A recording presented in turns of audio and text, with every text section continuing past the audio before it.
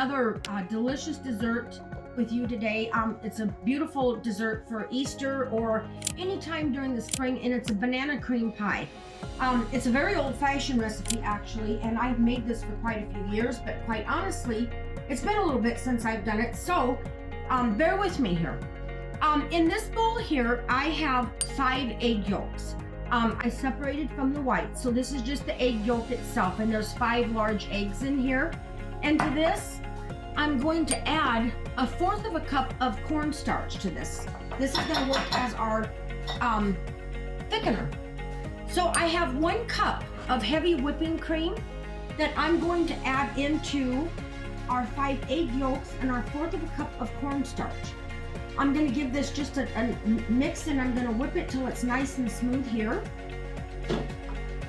And it will look like this. Your cornstarch will dissolve nicely into the eggs and into your cornstarch, and the heavy whipping cream will all become kind of a slurry like this, so to speak. Now I'm going to set this aside for just a second, and what I'm going to do is I have a saucepan here that I'm going to turn on a very low flame here. I would say pretty low to begin with. And I have 2 more cups of heavy whipping cream that I'm going to put in here.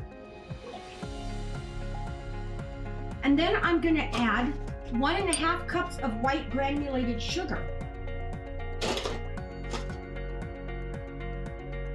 So I'm going to take my whisk here, and I'm going to just start whisking this and slowly dissolving the sugar in here. Now, once this is dissolved and it comes to a boil, I'm going to turn this down to a very low simmer. And I'm only going to let this simmer about 10 minutes over a very low heat. Everybody's stoves are different, but if it's gas and electric, just make sure that you keep it on a pretty low setting, and a very small eye on your burner. I've made the mistake a few times of using the large eye, and it gets just a little too hot. So what I've done so far now is I've got the sugar pretty much dissolved into the 2 cups of heavy whipping cream, and I'm going to continue to whisk this just a little bit until I wait for it to come to, when it starts to boil, I'm going to make sure I put it down to a very low simmer. Now, I'm going to pause my camera for just a minute while I wait for this here to get that simmer. So we'll be back in about 10 minutes. Hi everybody, we're back. So we have been at simmering this for just about 10 minutes now, and I'm just waiting for the timer to go off. And then we are going to add in our egg mixture. This is our slurry, which is the 5 egg yolks, the 1/4 of a cup of cornstarch, and we have the 1 cup of whipping cream. So that was our timer now, and what we're going to do is we're going to slowly start adding in this egg slurry. And as you can see, this is just at a very low simmer. Now when you add an egg mixture into a high heat like this, you always want to make sure that you temper it as you add it. Otherwise it will scramble on you. So what I like to do is start out very slow with this, and I'll start just by adding it very slowly in, a little bit at a time. I want to gradually bring the syrup, the sugar and the milk, the heavy whipping cream, to a slow, or raise the temperature on it a little bit with this going in very slowly. And then I'm going to just stir in my vanilla bean paste. And like I said, I also have vanilla extract that works just as well, but we're going to go with the vanilla bean paste. And you don't have to even, 1 teaspoon.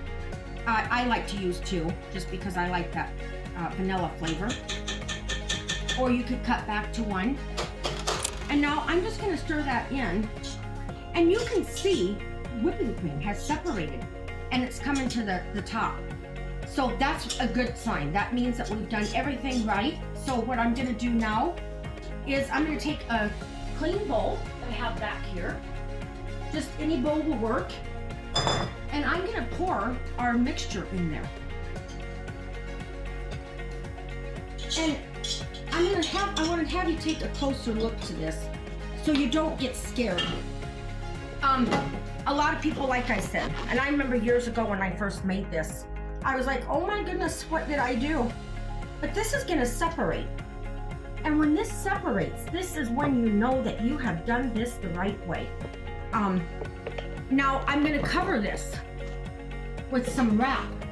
See how that oil has separated? Don't let that scare you. This is the way it's supposed to look. So I'm gonna cover this with my wrap. This has to cool, and when it gets to room temperature, I'm gonna take you to the next step. Okay, everybody, we are back. Now, I've let this set and cooled, this custard filling, and this is what it looks like. And I wanted to let you see a close look at this so you don't get scared. This is separated. That's just the fat from the heavy whipping cream has separated. And I'm gonna take my hand mixer now and I'm gonna start getting this all mixed in together. So don't let this scare you when you see this. It's perfectly normal.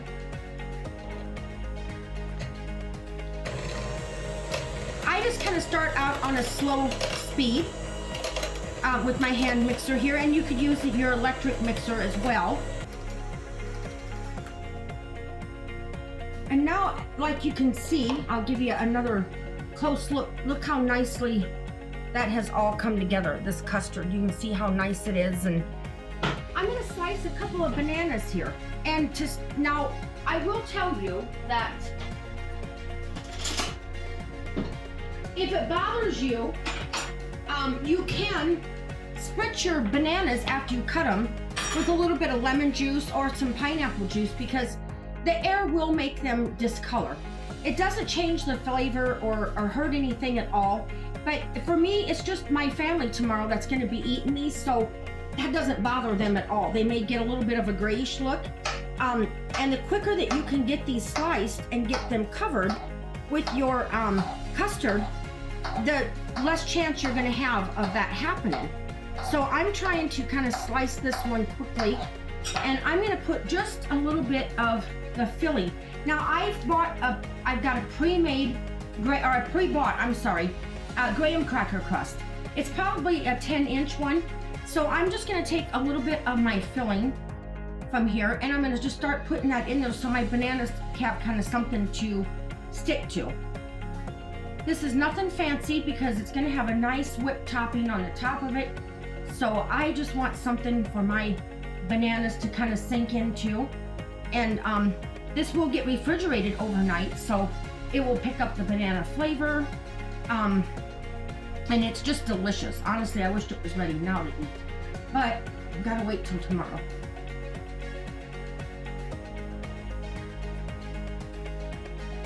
And you're just gonna kind of build this as you go, and however many layers of bananas that you'd like to have in here. I'm gonna start just with being able to get these right here in. So I'm gonna just kind of tuck these down underneath into the pie filling, the custard. And like I said, I could spritz these with a little bit of pineapple juice or a little bit of lemon juice or dip them, but for us, it's not really that big of a deal. We all know that the bananas are good, and they just, from the air, like an apple will do, they will discolor a little bit. So I have that there, and I'm gonna get me a little bit of a spoon here that I may be able to get this out with a little bit better. So I'm gonna put just another light layer here, around here, just barely enough. I just want to kind of cover these bananas so I can add another banana. I leave mine, some of them, they can be a little thick, some can be a little bit thinner. It is your own preference with this. Slice them however you like. This layer I am doing maybe just a little bit thinner, so I can just layer maybe a little bit more. And right now I do have an extra banana if I do need it. But I'm thinking that these two are gonna do it. So I'm gonna kind of tuck these in too, around in here, whatever fits your fancy. You can put these wherever you like. Just kind of tuck them in there and make room for all of them, and they should all fit nicely. Like I said, if you want another banana, you most certainly could add that. But I'm thinking that this is going to be perfect. 2 nice sized bananas and a pre-made crust. You don't have to worry about getting a little messy here because this is all going to be covered anyway.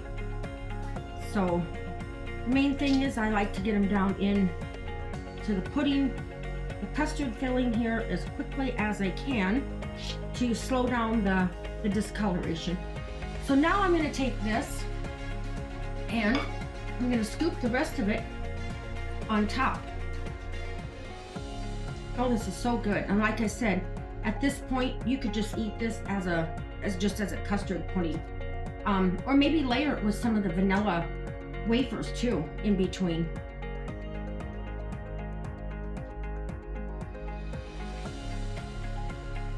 It makes just a perfect size, about a 9 or 10 inch, I would say, crust this is.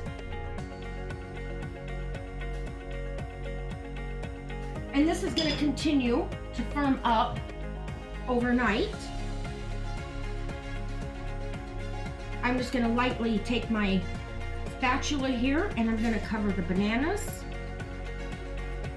You can probably hear my little birds in the outside there singing for us. Kind of a nice evening.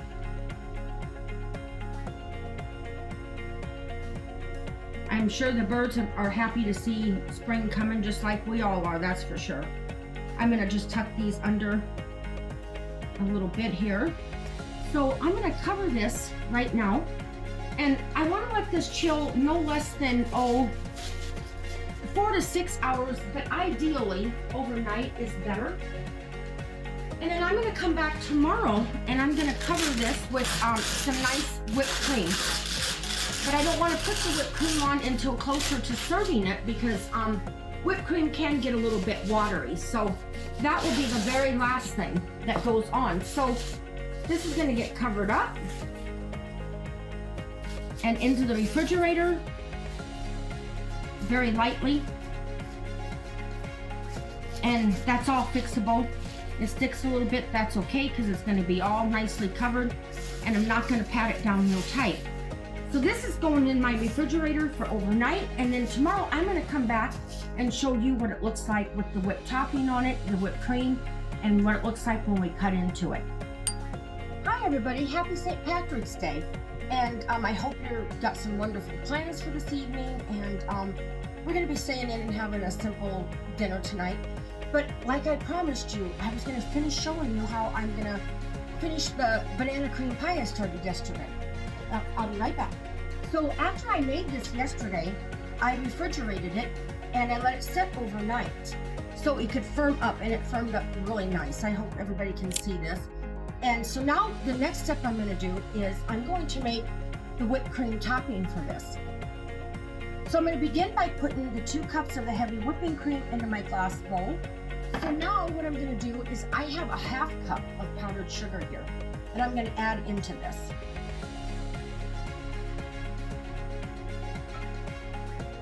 And I'm going to just take my electric hand mixer here and just kind of begin to mix this in,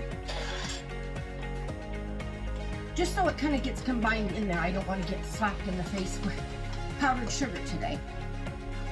I've combined the powdered sugar in really good with the whipping cream. I'm going to stop my mixer for just a second, and I'm going to add a tablespoon of vanilla extract.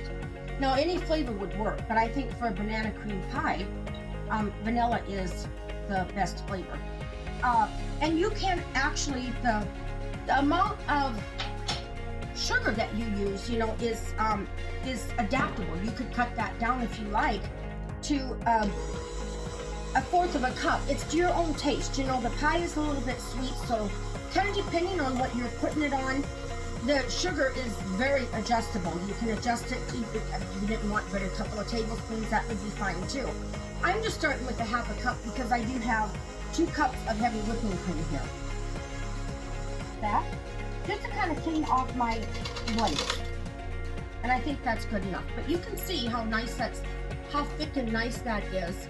And it's delicious, trust me. It's not good for you if you're on a diet though, like me. So now I'm gonna take and set this over here out of our way. And I have our banana cream pie that I made yesterday. Chilled it overnight. It's nice and it's cold and it firmed up really nice. So I'm gonna go back to my same spatula that I had. And I'm gonna just start taking, and what I like to do is pile this in the middle. I just plop it down there. And it might not take all this, but like I told you, if you have this left over, you can put it in an airtight container and it's gonna be good. You can put it on anything that you'd like, any kind of dessert. So now I'm gonna take my spatula here and I'm gonna just kind of work this towards my side. I like to just kind of leave a nice pile in the middle too, just because it makes it look nice and it does taste good. So I'm going to just kind of keep working around this way and pulling from my center because I can always add in a little bit more. And I always, when I'm doing this, I always pull to the edge, but then I'll push back because I don't want to really disturb the filling of the pie here or risk tearing into it. So I'm using a very light touch on this. I'll get this bowl out of the way so I don't knock it over.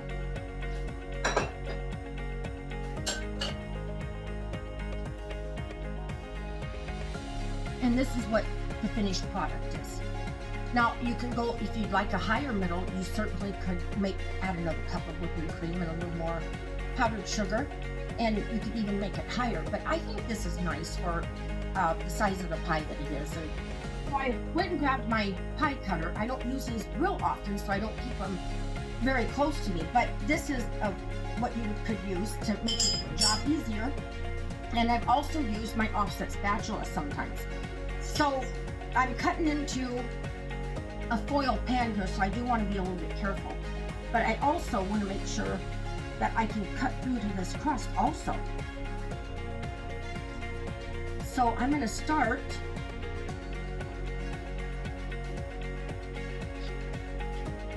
and I feel comfortable that I have hopefully cut all the way through the crust. And if I wanted, I could take this spatula here, give it a wiping, and on the plate. So if I wanted to, this might make the first piece. After the first piece is out, it's a piece of cake pretty much. But I just wanted to kind of get up underneath there and make sure I have gotten this completely loosened. And the nice thing about it is you can eat that first piece of pie. You don't have to feel guilty about it. You can just say, well, I didn't want to serve that one to my guest. So there we are. This is our first piece. As you can see, the banana is pretty much all covered in there. And then here's what the inside looks like.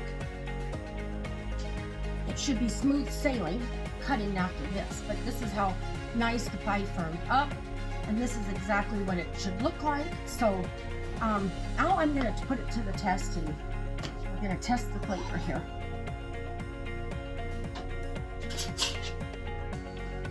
Once this goes back into the refrigerator, it'll continue to firm up a little bit more, the whipped topping will.